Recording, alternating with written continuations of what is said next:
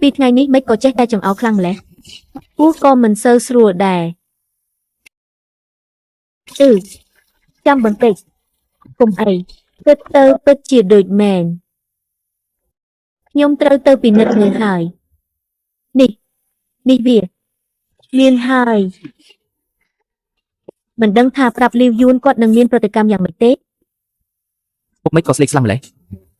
នេះសម្រាប់អ្នកនេះមានហើយមែនទេប្រពន្ធសម្លាញ់ទៅបងជួបអូនទៅមន្ទីរពេទ្យពិនិត្យឲ្យច្បាស់មិនក៏មើលមិនឃើញផងហ៎អាហាមានន័យថាម៉េចពុំខ្លាចអីចាំឲ្យពេទ្យមើលម្ដងទៀតពិតជាមើលមិនឃើញផងខមមិនចាំបន្តិចទៀតលទ្ធផលចេញមកនឹងបង្ហាញពេទ្យទាំងអស់គ្នាមិនអីទេកូនពិតជានៅក្នុងខ្លួនខ្ញុំហើយកុំបារម្ភអីយើងចាំលទ្ធផលមានធ្លាក់ឈាមតិចទេមានតែក្នុងស្បូនមើលមិនឃើញថងកផលថែមទាំងហេសក៏មិនខ្ពស់ដែរប្រហែលជាការបង្កប់មិនបានជោគជ័យហើយវាជាការរលូតដើមឆ្នាំបន្ទោសបងទាំងអស់បន្ទោសបងមិនបានមើលថែអូនឲ្យបានល្អមិនបន្ទោសអូនទេប្រពន្ធសម្លាញ់អូនស្ដាប់បងវាជាមកពីអំពីយងលូតលាស់មិនល្អគឺយើងមិនទាន់ដល់ពេលជួបកូនទេមិនមែនជាកំហុសរបស់អូនទេការរលូតដើមឆ្នាំជារឿងធម្មតាមិនបាច់បារម្ភពេកទេក្រោយមកអាចត្រៀមខ្លួនមានផ្ទៃពោះបានធម្មតា